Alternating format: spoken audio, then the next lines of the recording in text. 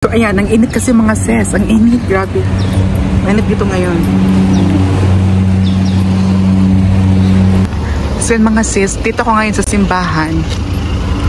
Magsisimba muna ako mga sis! So yun mga sis, dito ko ngayon sa papunta ko ng simbahan kasi maglabas muna tayo ng kasalanan.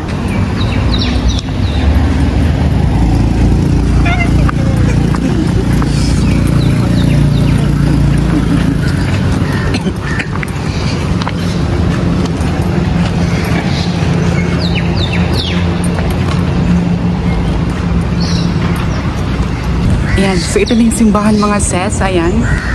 Ayan yung Catholic Church. Saan makapakabili ng ano? Bibili muna ako ng kandila.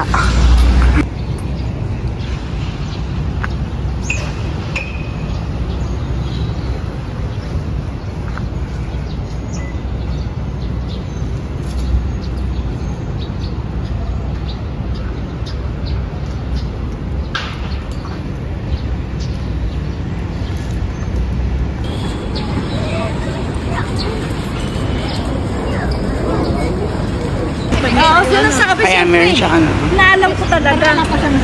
Meron na. Sa Subang siya nakatira. Dalawa na yung asawa. Masarap. Masarap. May saging sa atin. Yan silang binangkal sa ate. 10 to? Opo. So 10 din yung dinuguan. So dito ako sa Cotaraya mga sis. Taga saan po kayo? From Bicol. Bicol. Sarap kayo magluto, di ba? Yan nga, luto Bicol. Talaga? Bicol na dinuguan niya. Masarap kami sa mga gata. Anong kakanin yan? Anong ano niya? Kamuting kahoy na may buko. Halong buko. Hala. Parang bet ko, wait lang. Kasi na-chat ko sa friends ko, gusto ko siyang bilhan ng pansit. May halong buko lagi ang suman ko. Hello everyone! Hi guys! Ano po sis? So ayan, nakauwi na po ako at galing po ako ng Victoria's Secret mga sis. And po i-unboxing po natin kung ano po yung nabili ko mga sis. I'm so excited na. So ayan po yung nabili ko sa sa Victoria's Secret mga sis. Ayan! So ito po yung nabili ko mga sis, bibingka. Buti pa ang bibingka, may bibingka ako, wala akong bibingka.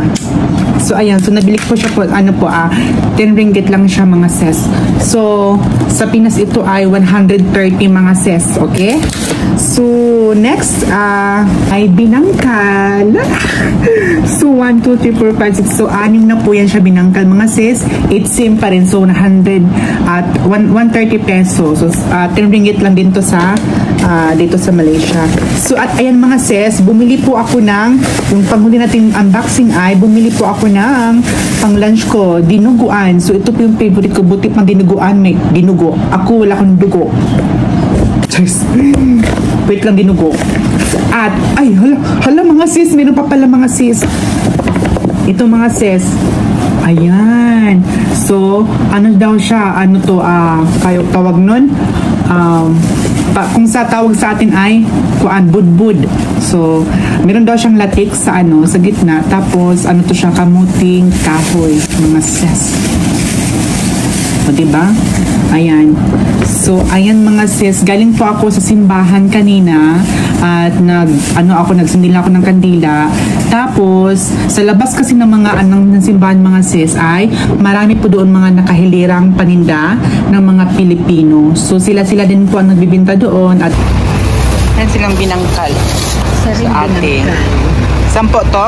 Opo. So 10 din yung dinuguan. So dito ako sa Cotaraya mga sis. Taga saan po kayo? From Bicol. Bicol. Sarap kayo magluto, di ba? Yan nga, luto Bicol. Talaga? Bicol na dinuguan niya. Masarap kami sa mga gata. Anong kakanin yan? Anong ano niya? Kamuting kahoy na may buko. Halong buko. Hala.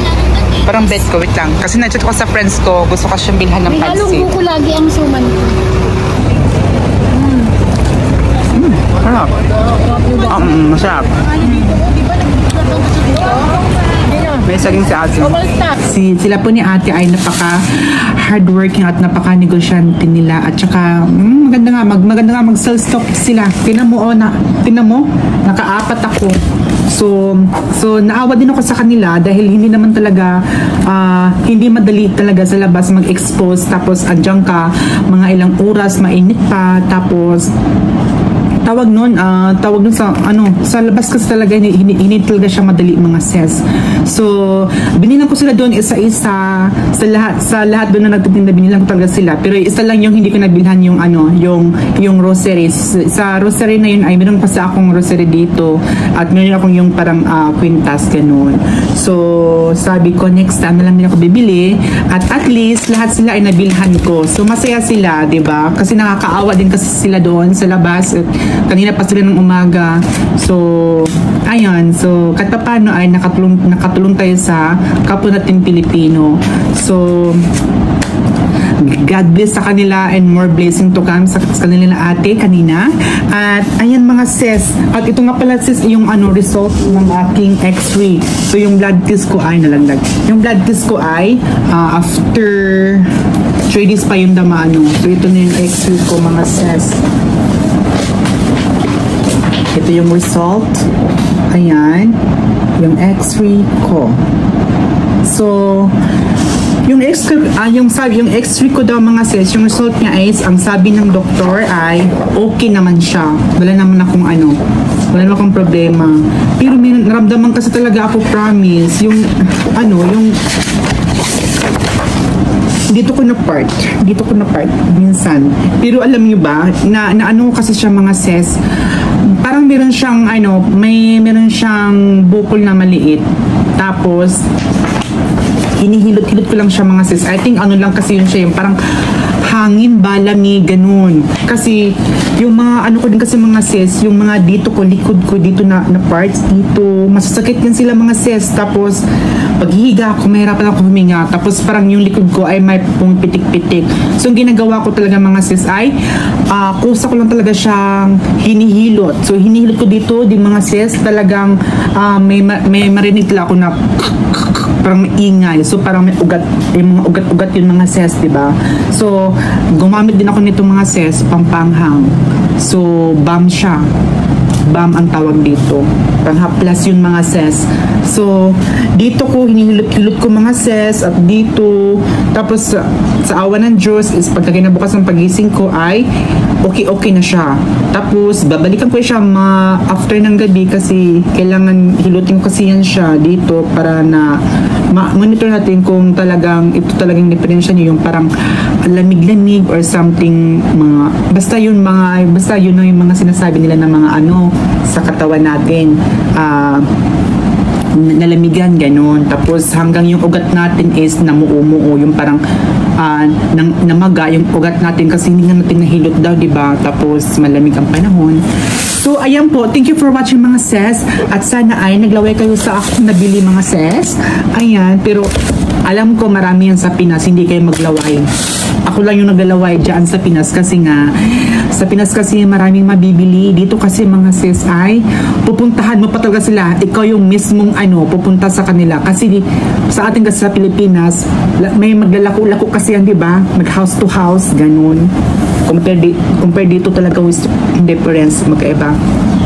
Kailan nyo pa sa puntahan sa store nila or sa pwesto nila. So ayan po. Diba? Hello?